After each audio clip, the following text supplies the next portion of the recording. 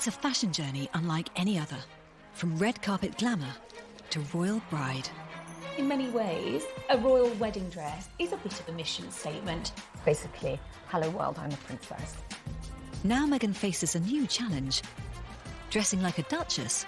There's no handbook that you're given when you marry into the royal family. Without losing that Markle sparkle. People are surprised.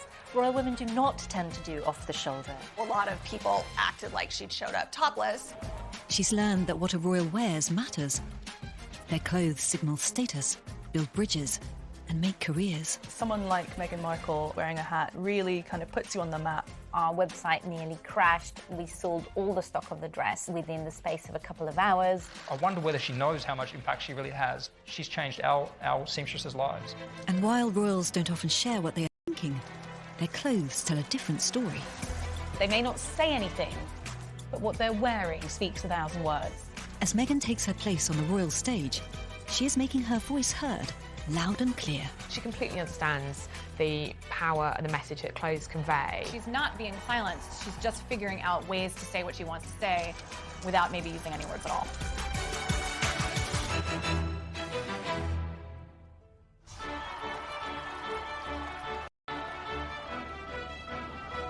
Elizabeth and Philip wave their thanks to the happy cheers from below.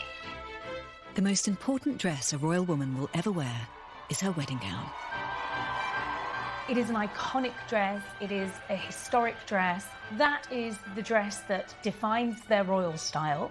Even today, a lot of women look on their wedding day as their princess moment, particularly focused on this amazing dress. For a royal bride, the stakes are even higher. These women are having to transform themselves into princesses for real. This is the time in your life when the most amount of people will be looking at you. That's a lot of pressure.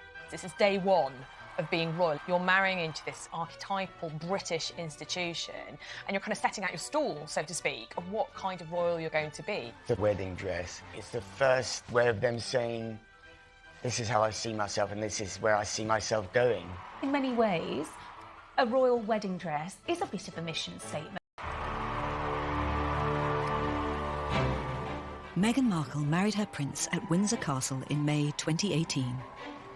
The American actress turned to Givenchy designer Claire Waite Keller to make a gown that reflected her Hollywood past and her royal future. It was a very simple gown. Boat neck, long sleeves, very little ornamentation on the front at all. She's 36 years old, of trying to walk the line between chic, elegant bride, but like not foofy princess. The dress itself was very Meghan, very simple, very chic, allowed her beauty to shine through. She was saying this is a modern dress for a modern girl going into probably the biggest job of my life. Meghan's dress was so simple, it had just 6 seams. But her veil was hand-embroidered with flowers representing the 53 nations of the Commonwealth, an association of independent sovereign states headed by the Queen. What most people don't realise is that the Queen had the flowers of the Commonwealth embroidered on her coronation gown. Meghan was paying tribute to Her Majesty the Queen by having those flowers embroidered on her veil. The flowers also symbolise the new Duke and Duchess of Sussex's plan to be the more international, Commonwealth-focused royals. When Kate Middleton married Prince William in 2011, she too needed a dress that reflected her new position. She's marrying an heir to the British throne. She's getting married in Westminster Abbey in front of almost 1,000 people. Her wedding dress was a big deal. Kate chose British designer Sarah Burton of Alexander McQueen to help her go from commoner to future queen. The dress itself was just so perfect. There was the lace, it was elegant with its sleeves, it was that beautiful sweetheart neckline that the Duchess wears so well. She really did look like a fairy tale princess. In Kate's dress, there was a huge attention to detail. She had her eye on every aspect of it. I mean, very beautiful, very flattering. This is not a woman who took her eye off the ball. This wasn't the case when 20-year-old Lady Diana Spencer married the Prince of Wales in 1981. Designers David and Elizabeth Emanuel hadn't anticipated how much her dramatic ivory taffeta gown, with its 25-foot train, would crumple in the glass carriage. It kind of is, I think, the quintessential princess dress with the huge puff sleeves and like this enormous skirt, enormous, it doesn't even fit in a carriage. She got out of the carriage, and I remember thinking, oh, unmade bed, because that's what it looked like. Princess Diana arrived at St. Paul's. We turned to the side and were horrified to see the dress was completely and utterly creased. I think it is telling of Diana's gown that I thought it was the most amazing dress I'd ever seen in my entire life, because I was 5. I mean, it was the dreamiest thing that you've ever seen as a little kid. I mean, she was marrying the Prince of Wales. Like, you want big, you got it. It was a fairy tale gown, but an unhappy marriage. The prince and princess separated just over a decade later. She seemed a little lost inside it, as she later became lost in the marriage. It was a romantic confection that couldn't quite... The Queen and Prince Philip's marriage, on the other hand, has lasted more than 7 decades. Their 1947 wedding was just 2 years after World War II ended, and clothing was still rationed in Britain. This is the drabbest time of our history, after World War II, where we'd had sort of blackouts and no money and nothing wonderful. A lot of people sent their clothing ration to the Queen. She had to send it all back because it was actually illegal for her to take other people's rations, but she was allowed an extra 200 by the government. So she wore this deep ivory silk dress, and Norman Hartnell put millions of seed pearls and lovely crystals all over it, and there were lovely flowers embroidered all over it, jasmine and lilac and white roses. It was a beautiful young girl's wedding dress, but had all the pageantry of a future queen. And it lifted the whole spirits of the nation. The Princess Elizabeth of England had become a bride in what was certainly the wedding of the century. I think she had to try to really hit that balance of, you know, the regal tradition, but not wanting to look so crazy excessive that it was insensitive. That very much reflects how she does her job today. So I think it's interesting that you can sort of see the roots of the kind of queen she's become in the way that she handled her wedding dress. Her Majesty's wedding outfit was perfect, but it had almost been a disaster. Just 2 hours before the ceremony, her diamond Russian fringe tiara snapped in half. It was rushed under armed guard to the Crown Jewellers' Garrard's workshops, where it was repaired in time for her to wear on the day. At any royal wedding, all eyes are on the bride's choice of tiara. That unveiling of the tiara on her wedding day marks the crowning of love and the passage from one household to another. Princess Diana wore her own Spencer family tiara.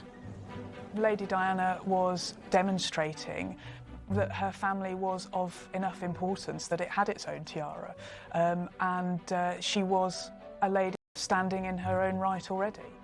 Royal brides without a family tiara don't need to worry. They can wear one from the Queen's extensive jewellery collection. When they walk down the aisle with a historic heirloom royal piece on their head, it's basically, hello world, I'm a princess. Kate Middleton was loaned the Queen's Cartier Halo tiara.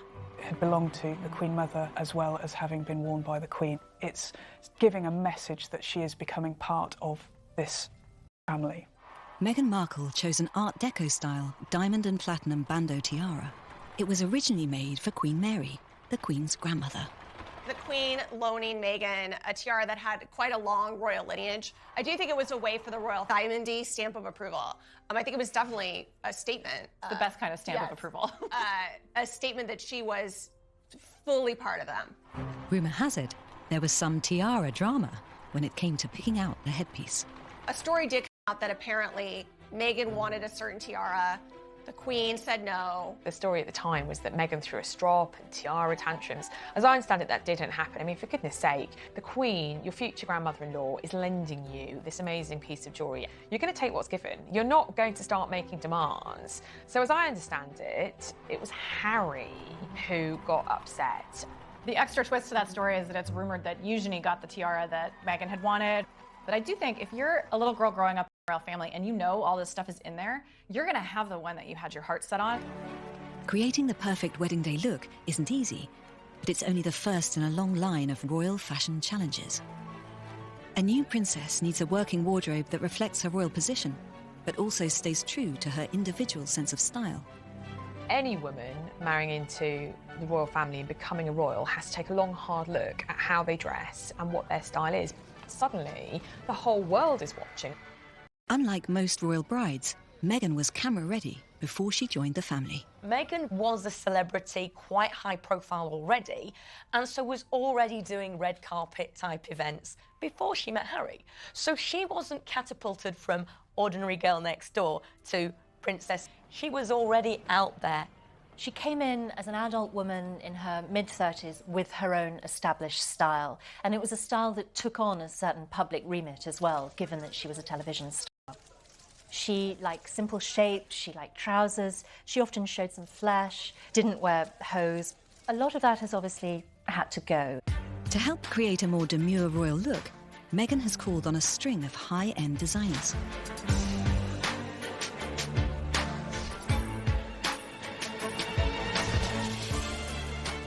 Meghan's approach to royal dressing is very Hollywood. She isn't afraid of throwing money at the situation. When Meghan's sister-in-law Kate first married, she took the opposite approach to royal dressing.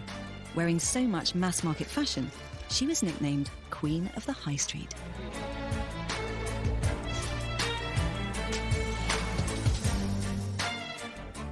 When she first became Duchess of Cambridge, she was wearing a lot of high street, Topshop, Zara, H&M.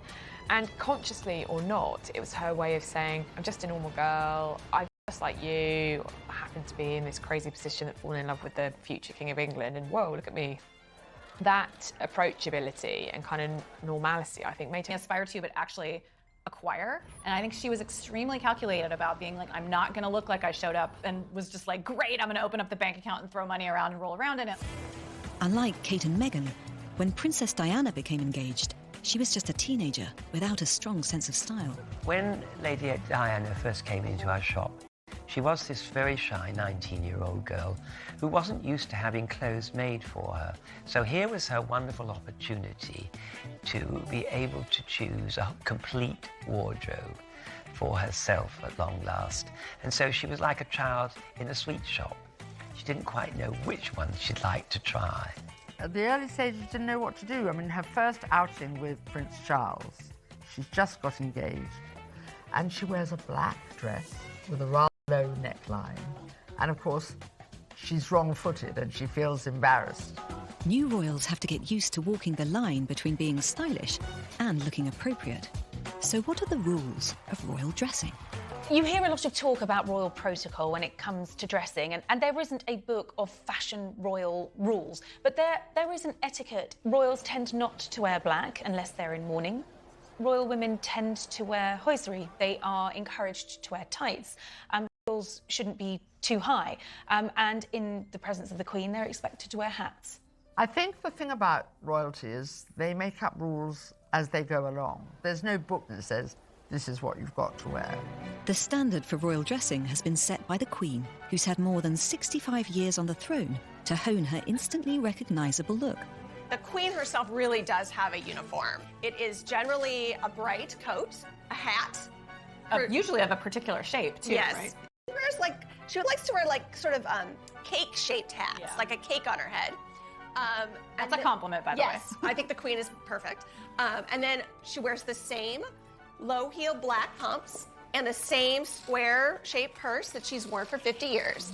So she's very smart about wearing bright colors everywhere, so that even if you're in the nosebleeds and you're on your tiptoes craning your neck to see her, you're going to see that hit of lime green and be like, I saw the Queen. Kate is following in Her Majesty's footsteps as future Queen Consort. And she seems to be taking fashion cues from the monarch as well. When you watch Kate and the choices that she makes, it's very much block colour, it's beautifully tailored coat dresses. I think absolutely she's looked to Queen Elizabeth for fashion inspiration, and why not? Because the Queen really has mastered that art of royal dressing over the years.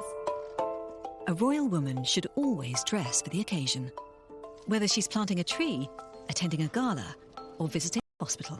Princess Diana was really good and thoughtful about dressing for duty. She had a hospital, particularly to see children. She would wear really bright and cheerful clothing. And she often refused to wear gloves because she wanted to make sure there was like skin to skin, that people felt her. She touched their hands, they touched hers. She wanted to touch people. She wanted to hug people. And she changed the way we look at royals. Princess Diana changed the formality of royal dressing. She broke all rules, but she did it in the right way. Like Princess Diana, Meghan is breaking the rules and putting her own twist on royal dressing. The Duchess of Sussex has, I think, chosen to dress quite differently for a royal. And certainly she's not a huge fan of block colour. She loves neutral palettes, you know, the greys, the whites, the creams. When Meghan showed up for her first True Being the Colour, she wore a Carolina Herrera gown that wasn't really off the shoulder. It was like a sort of a modified boat neck. Yeah, it was like a wide bateau. Yeah. It was not out of the realm of normalcy, although a lot of people acted like she'd showed up topless. People were very surprised. Royal women do not tend to do off the shoulder.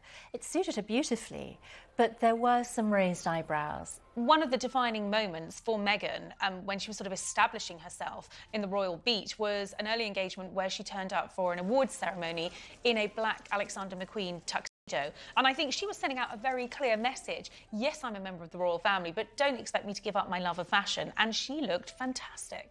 And even when heavily pregnant, she's kept her 4-inch stiletto heels. Personally, I think it's a good thing that she's pushing at these boundaries a little bit. They can feel anachronistic. There was a moment also early on after her marriage when Meghan wore flesh-coloured tights. And a lot of us threw up our hands and said, "What are you doing? You've broken her already." I think in those early months after the royal wedding, she dressed how she thought she ought to dress.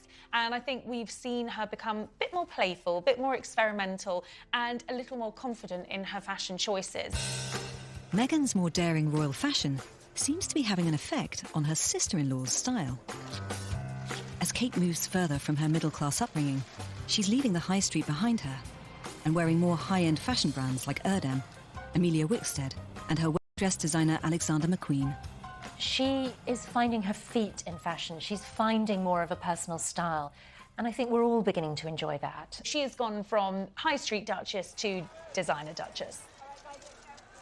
Princess Diana is remembered as the ultimate royal fashionista, but it took years to develop her iconic look. It was very much trial and error in her early days. She had a tendency to like very pretty, very romantic, very frou-frou clothes.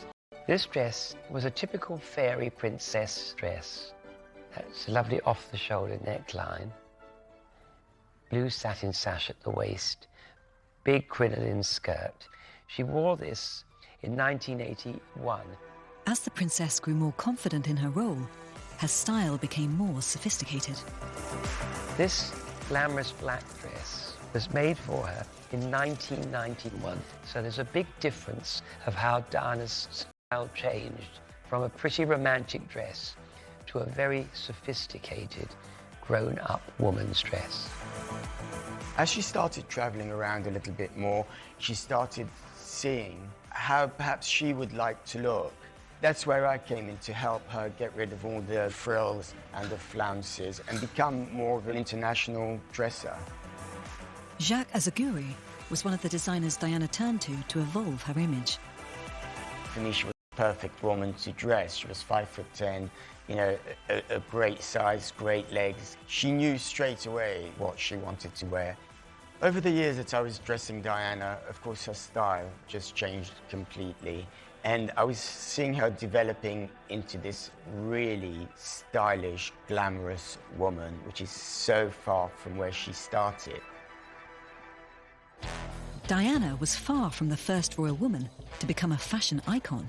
The Queen's younger sister, Princess Margaret, loved French couture and made headlines for her elegant look. Princess Margaret made people excited about fashion, about monarchy, about how daring she could be, about what she could pull off next. She was glamorous, I mean, really glamorous. I remember on an occasion going to fix some dresses on her at Kensington Palace. Princess Margaret was in a burgundy velvet Yves Saint Laurent suit with a polythene over her head, draped down over the suit, and she was whitewashing the conservatory wall. The more fashion risks a royal takes, the more likely it is something will go wrong. These women do make mistakes at times. Kate famously had her skirt blow up in a Marilyn Monroe moment, and now apparently weights her skirts with curtain weights. Meghan, of course, had her moment where she arrived in Tonga with the label on her self-portrait dress still showing. These are rare mistakes from two style icons, but an earlier Duchess, Sarah Ferguson, had a much harder time figuring out royal dressing. Fergie, to me, is very lovable. She's sort of, to me, always reminding me of like that one friend you have who shows up and is always kind of like, oh my God, you are a mess. What is going on?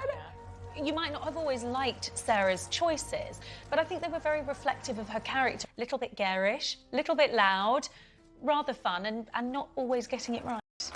I'll see you later. Fergie's daughters, Princesses Beatrice and Eugenie, famously got it wrong at William and Kate's wedding. The hats, which are meant to be the finishing touch, you know, that final hint of elegance to the outfit, well, in Beatrice's case, was just disastrous. I mean, it was likened to everything from an octopus to a pretzel to a loo seat. I mean, she stood out for all of the wrong reasons. I love those hats. You know, hats off to them for really pushing out the boat. And they were incredibly constructed. I mean, that is Philip Tracy at his best. The impact that those hats had around the world, I mean, was amazing. Choosing the right hat is a fashion challenge that all royal women have to face. Why do royal women wear hats? I bet Meghan Markle must have been asking herself that continuously last year. Up until about the 1950s, it was traditional for women in Britain to cover their hair. Royal women have hung on to this tradition for a bit longer, partly because they have more formal events than the rest of us. Also, it does serve as a kind of, exclamation point on the head to draw the public's attention to them. In a crowd, they're the person you see.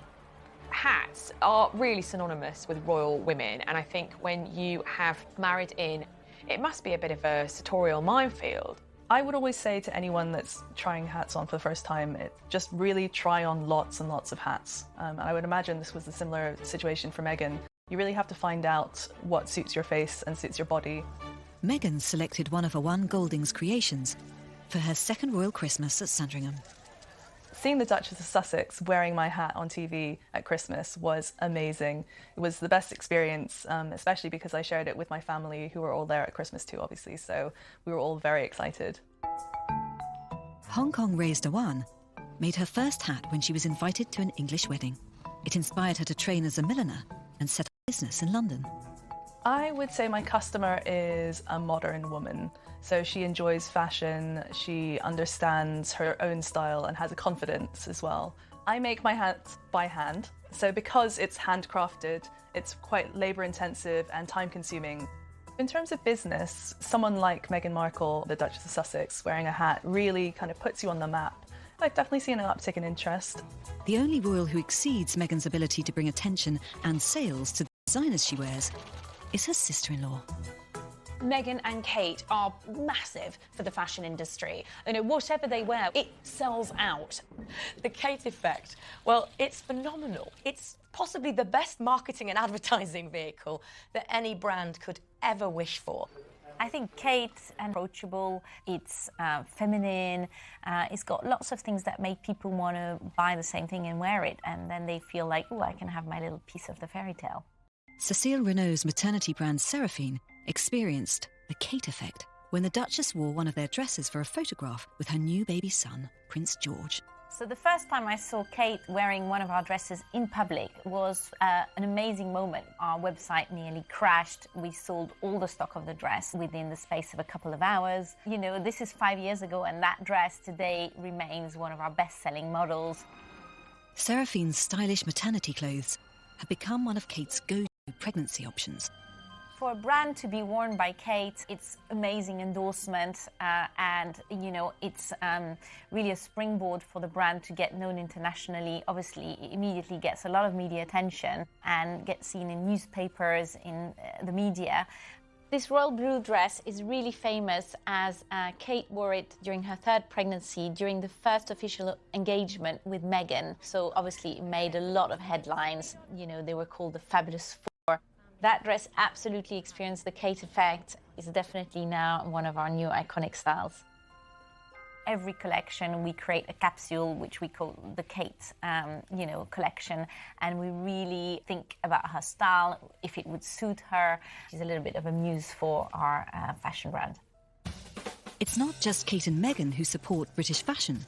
Camilla, the Duchess of Cornwall, attended London Fashion Week in February 2019, and the Queen herself was the previous year.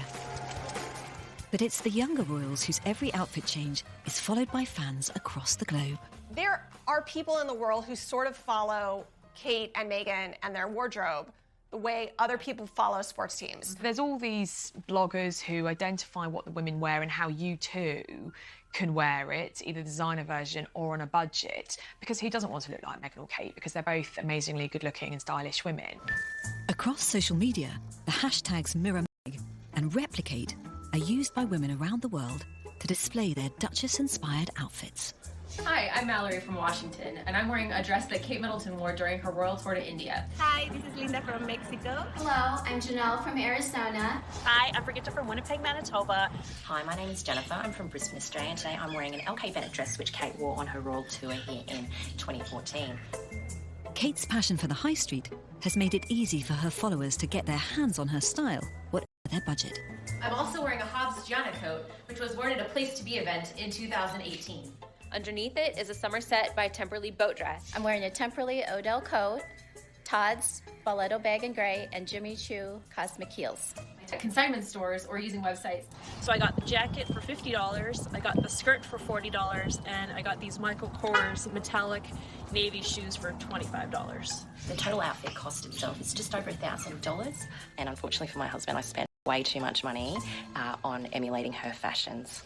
Royal fans might be dropping a lot of cash on their look, but it's nothing compared to the cost of Kate and Meghan's designer outfits. Meghan Markle is reported to have spent quite a lot of money on her look in the year after her engagement. Reports have put it actually at perhaps £1 million. We do want our royal women to look different. We want them to look amazing. We want them to wear designer dresses. We want them to be obtainable, but also unobtainable. On a 2017 trip to Paris, Kate wore a $4,000 Jenny Packham dress and a Chanel coat costing $10,000. And in March 2019, Meghan attended an evening reception in Morocco, wearing a bespoke Dior caftan gown reported to be worth over $100,000. How much a royal wardrobe is worth, what you or I might pay for it, is very different to how much a royal wardrobe actually cost. The palaces are very clear, and they say that all royals pay for their clothes. But what they will never tell us is, do they get them at cost price? What kind of discount do they get? Are the clothes just borrowed? I do think there should be more clear about how that relationship works, because frankly, we really don't know. Meghan and Kate's work wardrobes are paid for by Prince Charles from the income he receives from his royal estates. It was very interesting. In the last royal accounts, there was a clear spike in Prince Charles's expenditure for the Sussexes and the Cambridges, and a lot of people put that down to the huge hike that he was having to pay for both of the Duchess's designer dresses. The Prince of Wales, I'm sure, would argue that it is a very worthwhile investment. We expect our royals to dress beautifully. They are there as ambassadors for the Queen, but for Great Britain, particularly when they're overseas. So we expect them to look the part, and that doesn't come cheap. A foreign tour puts a princess wardrobe under an even brighter spotlight. Meghan's first taste of this came in October 2018, when she and Harry spent 16 days visiting Australia, New Zealand, Fiji and Tonga. Royal tours, big deal, huge amount of preparation. There's a sort of tour Bible which will list all the etiquette, the venues, the people they're going to meet, you know, the colours that might be offensive to a certain nation, ways to pay respect. Because the royals don't say very much, what they wear is hugely important. They will often honour the host country or nation by wearing a certain colour. More often than not. When Kate and William were in Canada, Kate wore a maple leaf brooch that the Queen had previously worn, Camilla had previously worn, and I believe the Queen Mother had also previously worn. So it has quite a long provenance with Canada. And that's kind of a good way for them, through their clothing, to reinforce, hey, we have a long relationship here. We've been friends forever. Mm-hmm.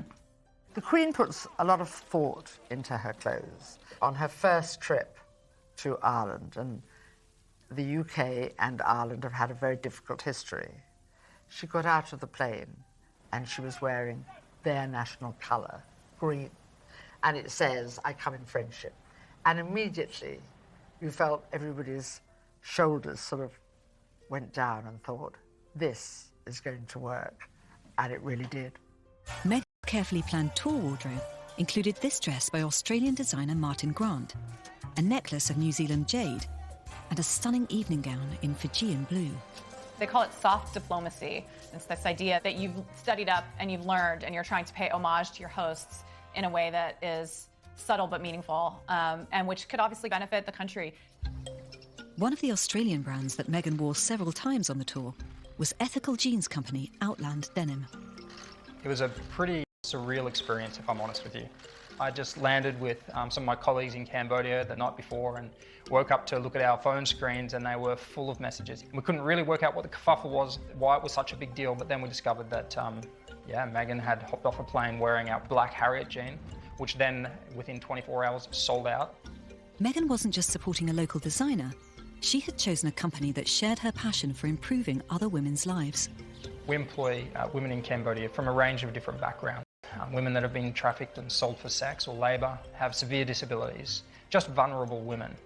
We exist to be able to help them and give them new opportunities, and we created a business model that would be designed to be able to put the power back in their own hands to make the change themselves. Yeah, the impact of the exposure Meghan has been able to give us is huge. It means that we're able to move into new territories that we wouldn't have moved into so soon. It's meant that our business has grown rapidly. I mean, in 48 hours, we saw a 1,000% increase in web traffic in Australia. That then flowed out into other regions. And we were selling jeans with a 6-month wait. I wonder whether she knows how much impact she really has. She's changed our seamstresses' lives. But when you talk about restoring dignity in somebody's life who's come from the most horrible things, to go from that to becoming an expert in denim and then making denim for a princess, I mean, that's unbelievable. That's the story that our seamstresses have. Meghan's interest in supporting women through fashion continued back in Britain with the announcement she would become the royal patron of SmartWorks. They get career coaching to help them ace the interview, and then also they get a restyle with very high-end clothes that have been donated. And for me, this first patronage, SmartWorks, was absolutely ingenious. It harnessed Meghan's passion for fashion with a real kind of social outreach work. When the Duchess went to visit the charity, she actually styled one of the women who was there, who was going for a interview. I think this is a good one, right? And it's a good size for her too. I was there when she did her first public visit to SmartWorks, and she bossed the joint. She's very, very good at selecting clothes, and she completely understands the power and the message that clothes convey. You know, people made so much out of the fact that when Meghan was marrying into the royal family, she might lose her voice as an independent woman and as a feminist because she might be restricted about what and how she can speak out. And I think these kinds of situations are an example of the ways that she's finding a way. You know, in addition to being able to give some speeches, she is supporting clothing brands that support women, and she is supporting charities that find ways to support women. Like, she's not being silenced, she's just figuring out ways to say what she wants to say without maybe using any words at all. Royal women throughout history have used their clothes as their voice. And even today, when we have a duchess like Meghan, who has told us that we will be hearing her voice, the clothes do a lot of the talking for them. Even the Queen can't escape scrutiny over her outfits. The year after Britain voted to leave the European Union, Her Majesty opened Parliament wearing a blue and yellow hat. People wondered if she was sending a message about the Brexit referendum. Everybody said, is she wearing a Brexit hat? Is that the flag of Europe, blue and yellow? Could have been, could not have been. Who knows? A lot of people were like, no, it's a coincidence. It's not a coincidence. She does not do anything by accident. No. Of course it looked like that intentionally. I think she absolutely did that on purpose. Mm-hmm. I think when you are in a place where you're not supposed to use your voice, what else can you use? Use your hat. When it comes to using clothes to send a message, there's one royal woman who had it down to an art. Princess Diana famously was a communicator via fashion. She used her clothes to reflect herself emotionally. One of Princess Diana's most notorious incidents of meaningful dressing was the revenge dress. So good. The night that Prince Charles was on TV admitting to adultery with Camilla Parker Bowles, Diana showed up at the Serpentine Gala in a knockout frock. She looked like $3 million.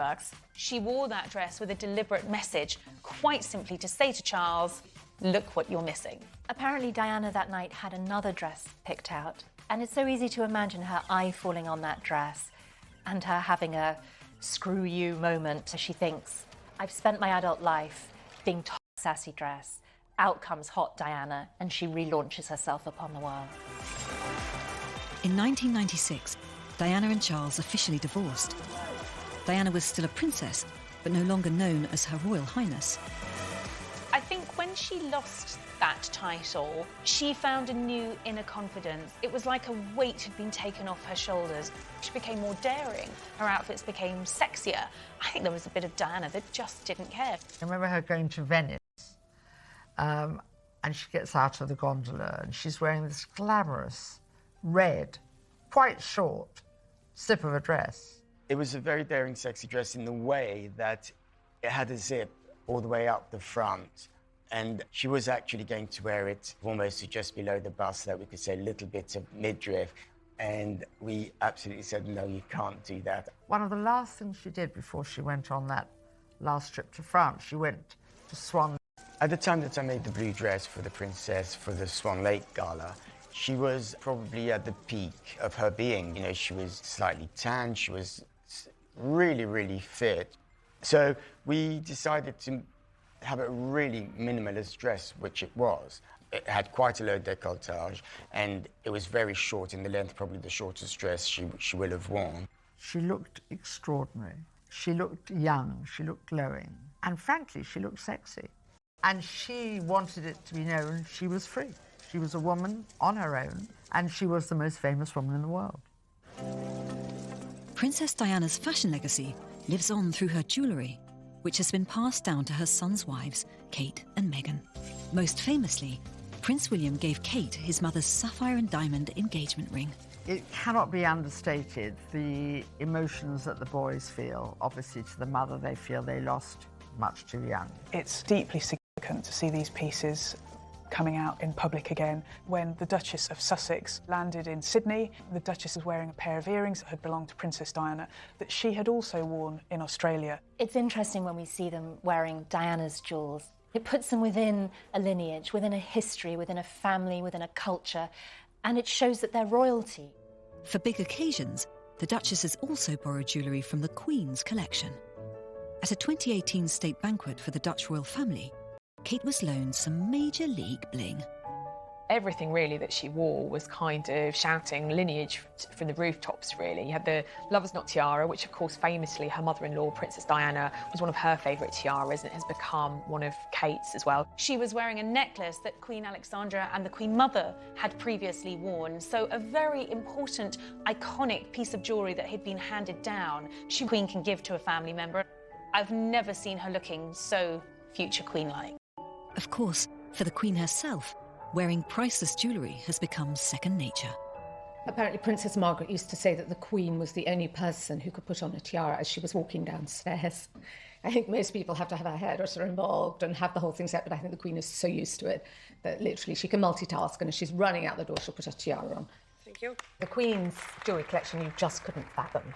It's huge, opulent, magnificent. It does feel like an Aladdin's cave, and I don't know if for security reasons we will ever understand the limit of it. The royals put on the big gems to honour important guests, but they're also a way to signal their wealth and status. I do think jewels are one of the best ways that the royal family sets out a continuity of appearance. It's a way for them to remind the world we're in this family, this very important family. Throughout history, royals have had to look different to us. Otherwise, why are they ruling us? These are incredibly beautiful creations, but it is also about money, about prestige, about status, about being different to us. And that difference is why we remain fascinated by royal fashion. The French have haute couture. The Americans have the glamour of Hollywood. And we have the glamour and pomp of royal dressing. Royal fashion, the clothes that they wear, are a very, very important way of them communicating a message to the public. It is their way of identifying with a nation, with its people, of sending out a message of solidarity and support. They may not say anything, but what they're wearing speaks 1,000 words. What the royals choose to wear tells us who they are. The Queen is telling us she's dependable via her clothes. We are safe in her reign, and it's a rather wonderful thing. Kate is clearly dressing as a future queen. She knows her role. She knows what is expected of her, and she dresses for the occasion. So it is Meghan Markle who has the opportunity to push the boundaries and create her own royal style. Meghan's telling us that she's early in her career as a royal, that she brought a career with her, and she's trying to mesh the two. She may be a duchess, but she is still her own woman. She has been trying to hang on to her former self, and it'll be interesting to see in the future if that continues or if she evolves. And that's an evolution the world can't wait to watch.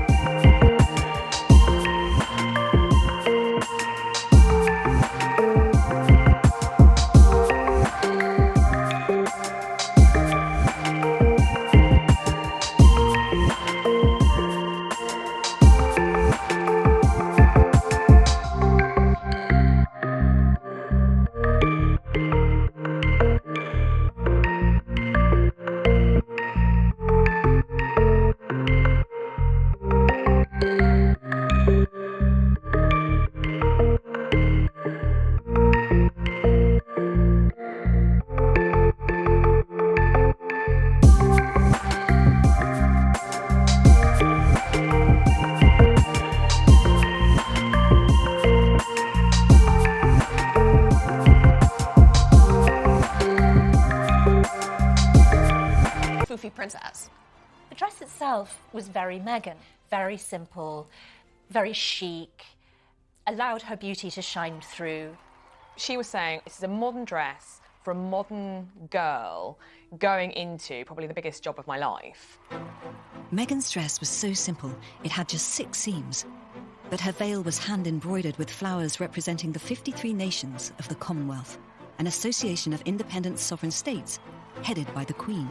What most people don't realise is that the Queen had the flowers of the Commonwealth embroidered on her coronation gown. Meghan was paying tribute to Her Majesty the Queen by having those flowers embroidered on her veil.